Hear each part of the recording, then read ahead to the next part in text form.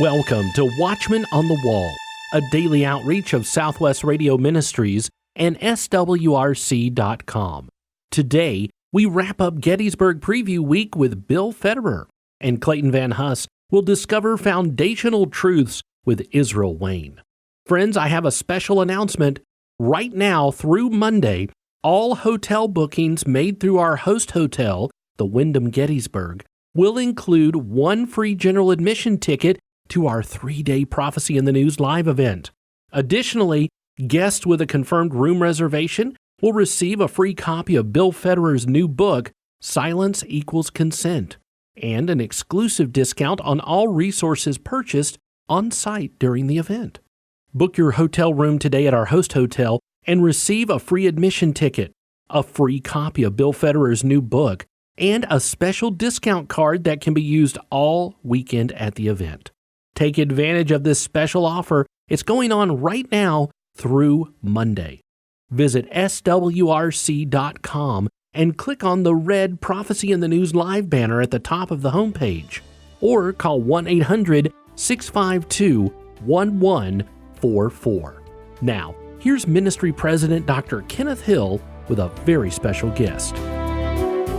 God is still on the throne and prayer changes things. Hi there, my friend. This is Kenneth Hill, president of Southwest Radio Ministries, and I am delighted to be with you and to have as my guest Bill Federer. Bill, you've got a new book, Silence Equals Consent, The Sin of Omission. We're going to talk about that. Welcome to our microphones. Well, Kenneth, it's great to be with you.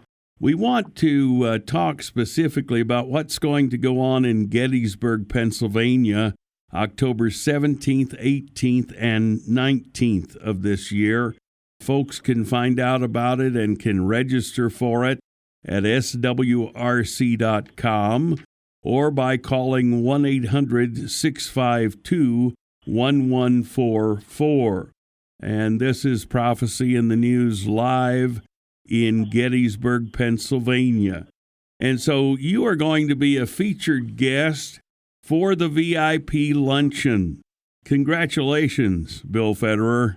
Well, I'm honored. It's always a thrill. It's wonderful, wonderful time and great people. And I just encourage all the listeners to come. Well, we do too. And we want them to have an insight as to what you're going to be talking about there from this brand new book, Silence Equals Consent. It sounds sort of ominous when you start thinking about it. Right. Well, I go through world history, and the most common form of government is kings, and the kingdoms keep getting bigger because with the latest military advancements, kings can kill more people. So you have Nimrod, Pharaoh, Caesars, Kaisers, Alexander the Great, Julius Caesar, until they come up to King of England. He was a globalist. He was a one-world government guy.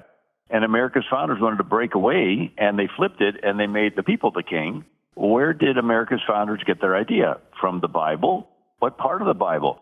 Well, the first 400 years out of Egypt before King Saul. So they looked back to this period where you had millions of Israelites come out of Egypt, and for 4 centuries there's no king. It's called the Hebrew Republic, and it's the book of Judges in the Bible.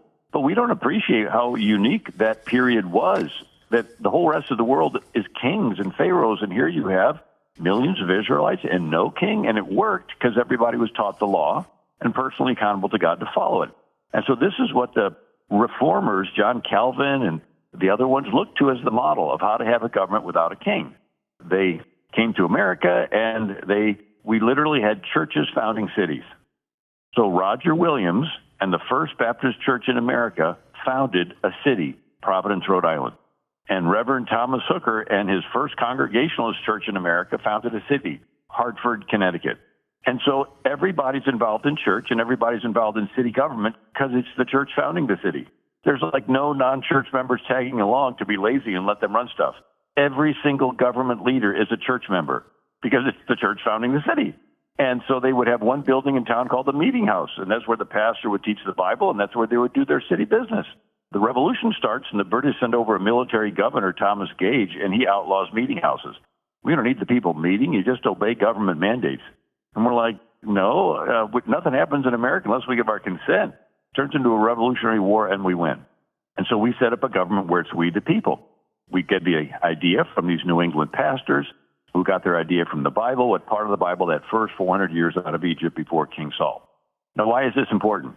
Romans 13, and that's the verse that says, let everyone be subject to the governing authorities. And Romans 13 is understood differently in a monarchy versus a republic.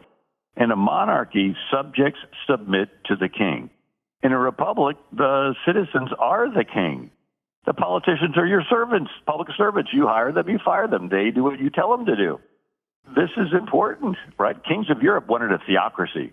You had to believe what they told you to believe, or they're going to cancel you, get you to lose your job and put you in a January 6th prison and burn you at the stake, right? They wanted dominionism. Well, our founders wanted freedomism. They wanted to be able to believe and worship God as the Lord puts it on their heart and according to scriptures. And King Saul's the divider between America and England, right? The kings of England look to the Bible, but they look to the King Saul and on. Founders of America look to the pre-King Saul period. And so that's the 1600s where we come up with this covenant form of government, and it keeps growing and growing. And guess what? The word federal is Latin for covenant. We have a covenant form of government where we, the people, rule ourselves bottom up versus some king or president ruling through mandates top down. And it worked for 4 centuries in ancient Israel until the priests stopped teaching the law and every man did what's right in their own eyes, turns into chaos, and they get a king. So that's why we're concerned, because if we get rid of the law and get rid of God, we're going to have chaos, and then everybody's going to say, we need some leader to restore order, and that's when you're going to have some government leaders say, well, we'll restore order. We just need some emergency powers. And once you give them, they never give them back. I contrast the 1600s with the 1700s. After a century, the Puritans got a little dry, and they were plan-focused, and they taught Yale and Harvard, God's got a plan for your life, your marriage, your family, church, your government. Find out what the plan is, put it into place. It was great, but to some, it was not only a plan, it was only a plan, and it became academic. They got a little spiritual dry. And some took it the next step and said, well, God, in his infinite wisdom, already knows who's going to wind up in heaven, so don't even bother preaching the gospel. And they became unevangelistic, and that's why they got nicknamed Old Lights. David Brainerd got expelled from Yale because he said his professor was as spiritual as a chair.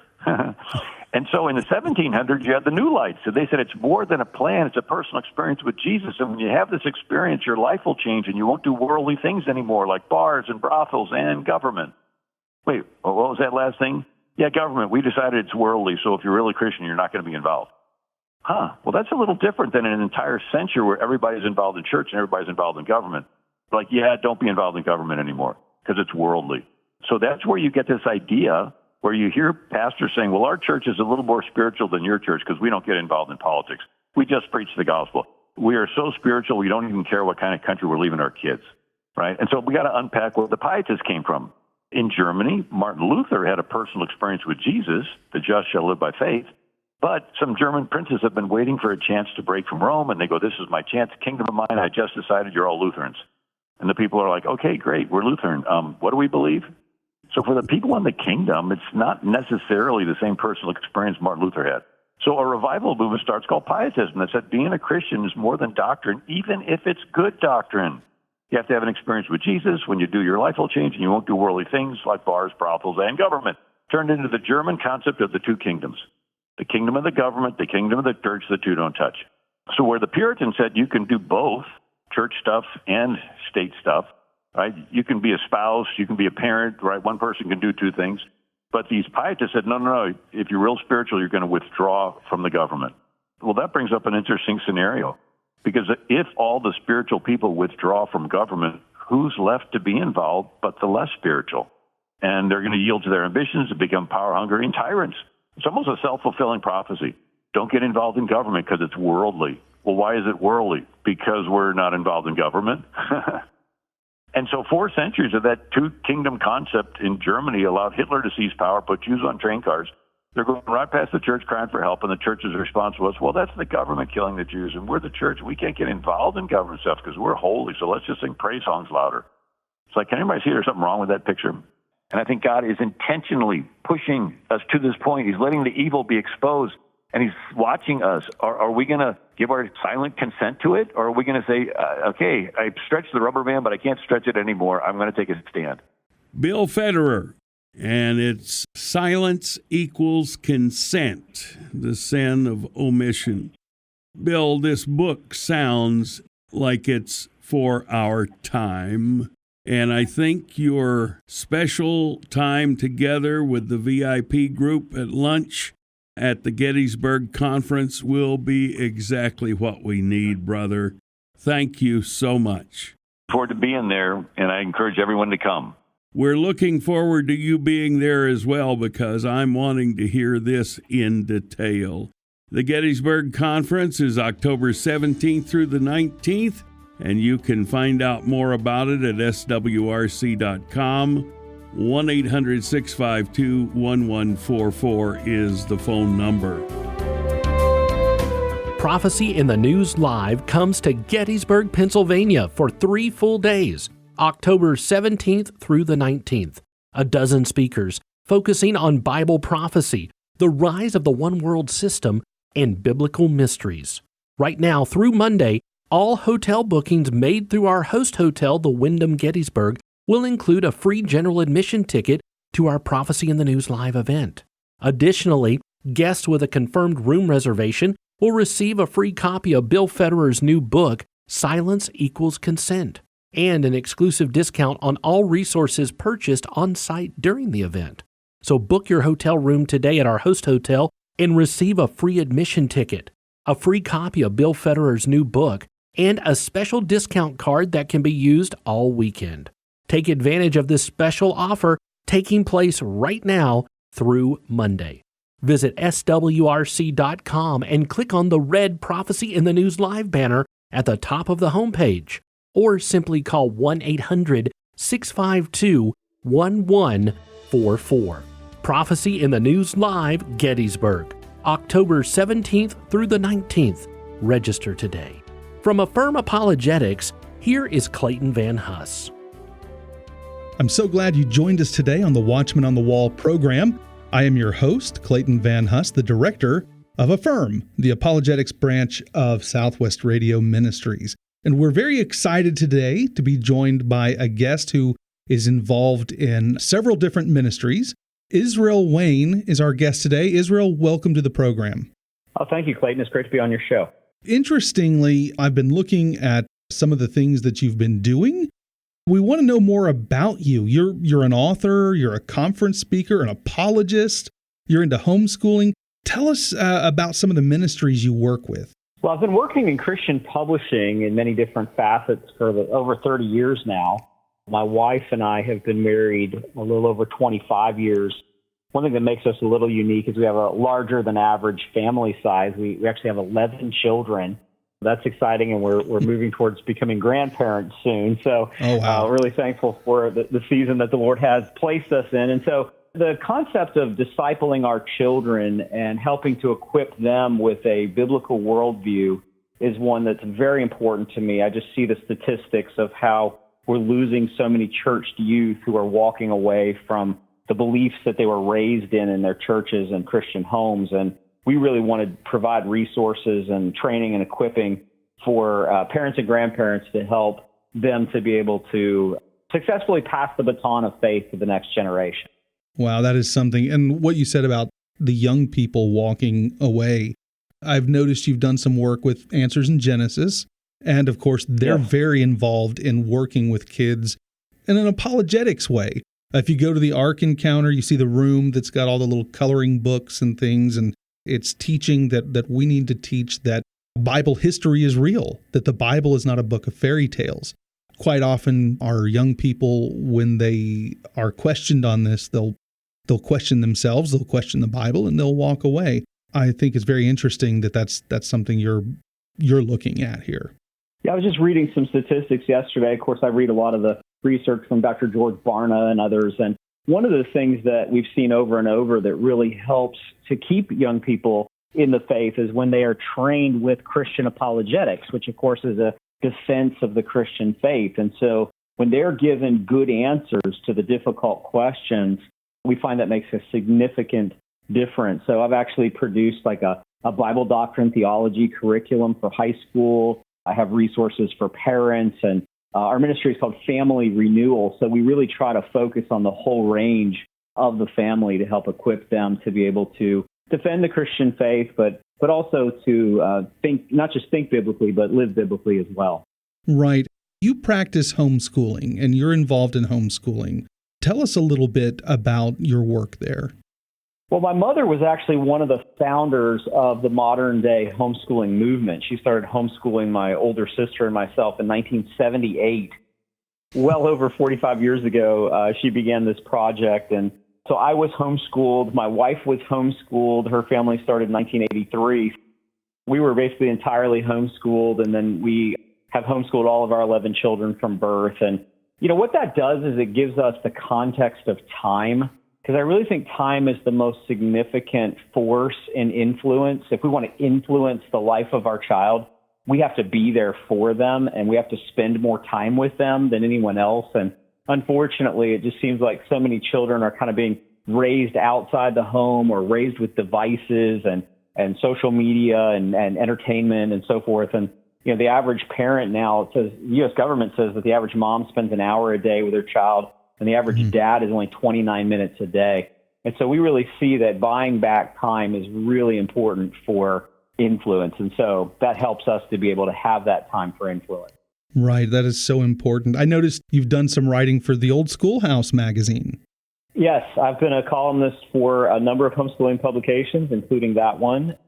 And actually, the publisher that publishes my books, Master Books, they are a creation publisher. They publish a lot of books by Ken Ham and other people at Answers in Genesis. They do a lot of apologetics books.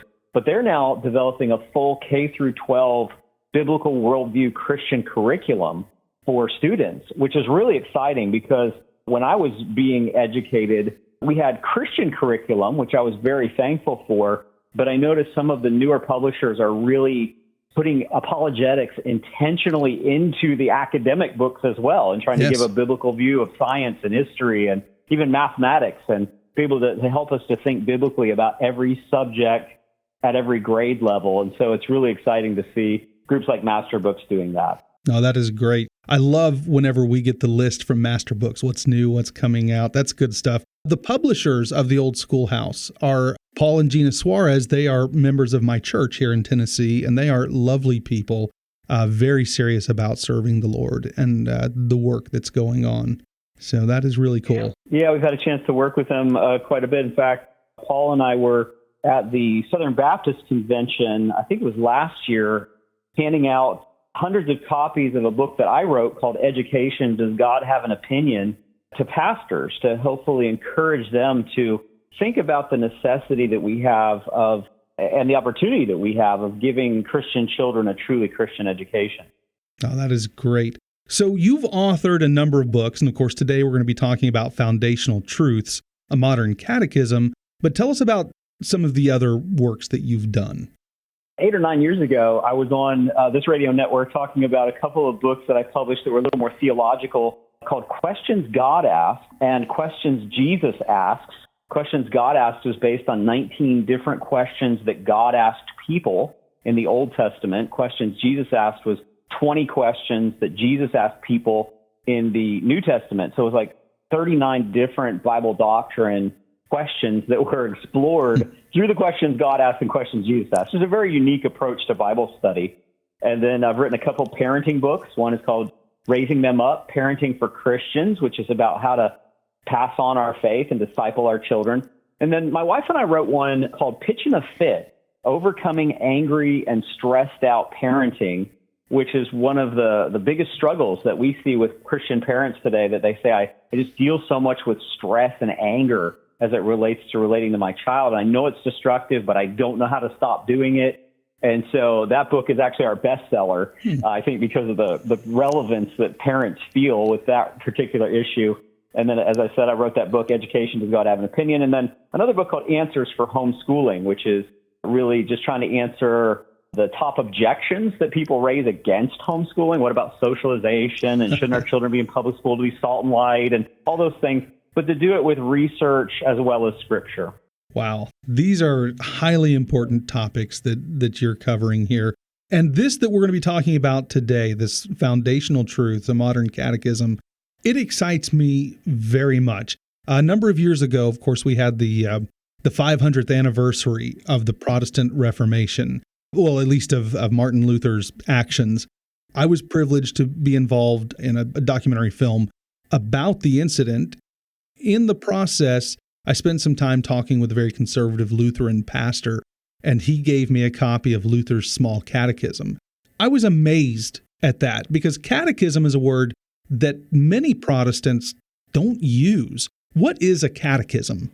Catechism simply is a question and answer format of teaching or communicating information from one person to another. So really, anytime you're teaching by asking questions of an individual, you're engaging in a process of catechism. Probably the most common thing that I've heard since I wrote this Foundational Truths book is, oh, catechism, isn't that something Catholic?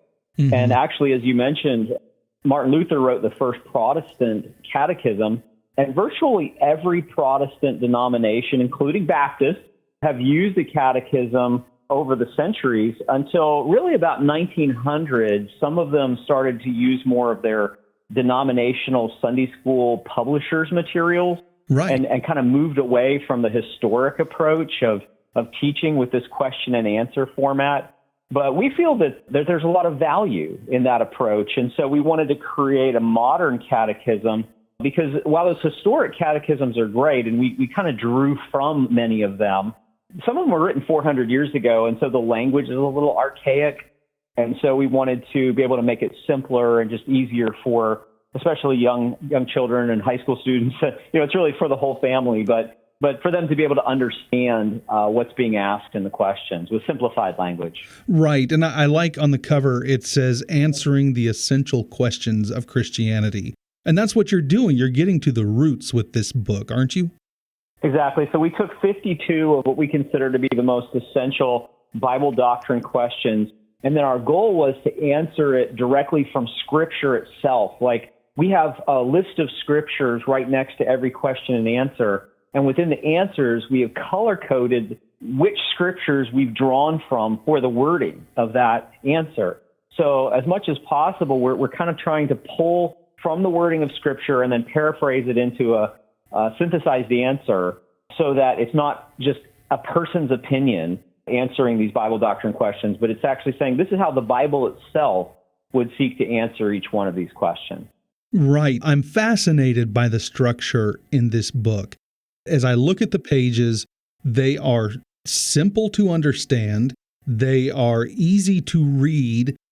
They are, like you said, they're color-coded verses that give the answer to the question. And it's structured in a very interesting way. I like how you have given 52 questions. So every week you can study on these simple, well, they're not really simple questions, but questions that people have, but that you answer straightforward and in an easy to understand manner. So how did you come up with, let's do one a week?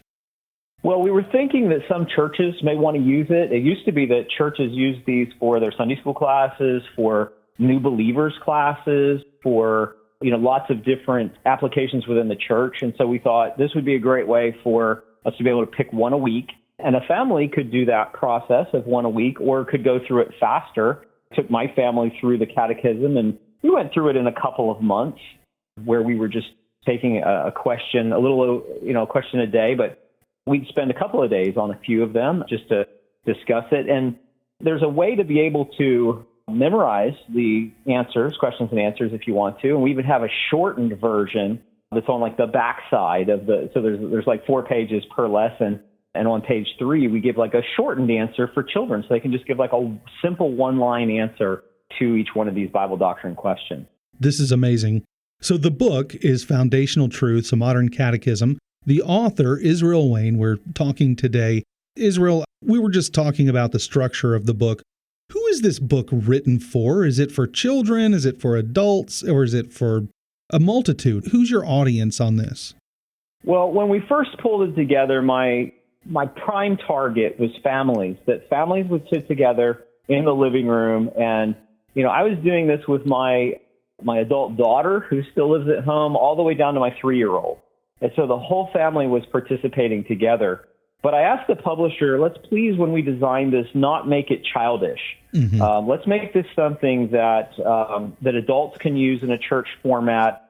And my church actually has a jail ministry outreach, and we're using it in the jail ministry because there are new believers. There are new converts who have put their faith and trust in Jesus Christ in the jail, and they don't know the basic answers to the Bible doctrine questions. And so because this isn't designed in a childish format, it works very well for new believers as well. So there's a lot of flexibility and adaptability from churches to evangelistic outreach to families, which was really, my bullseye, if you will, of who I was really hoping to target with the project. Oh, that is great. So Israel, if our listeners want to know more about you, where can they go to learn more? Our website is familyrenewal.org, familyrenewal.org. If they're interested in learning about my speaking, they can go to my name, israelwayne.com. So it's familyrenewal.org, israelwayne.com. And then I have a Christian apologetics website as well. It's christianworldview.net. So they all have different endings, but it's familyrenewal.org, israelwayne.com, christianworldview.net. That'd be a great way for people to plug in. And they can get copies of the book signed by me, actually, from our familyrenewal.org website. Oh, that is very cool. Israel, we thank you so much for joining us today. Our guest is Israel Wayne, the author of Foundational Truths, A Modern Catechism. Israel, thank you once again. Thank you, brother. Foundational Truths by Israel Wayne is a guide to the core tenets of Christianity. This modern Bible study resource is uniquely designed to guide individuals, families, and small groups into a deeper understanding of the Scriptures. The question and answer format provides a structured way to explore biblical truths in a way that safeguards you and your family from adopting unbiblical teachings and cultural ideas. Author Israel Wayne provides 52 weekly lessons in a format that leads individuals to a more profound and purposeful life with God at the center. Order Foundational Truths today when you call 1-800-652-1144. That's 1-800-652-1144. You can also order your copy of Foundational Truths at our website. Visit swrc.com. That's swrc.com. Lord willing, we'll be back here Monday, ready to once again bring clarity to the chaos. Head into the weekend with the encouragement that God is still on the throne and prayer changes things. Watchman on the Wall is a production of Southwest Radio Ministries and is supported by faithful listeners like you. Visit swrc.com.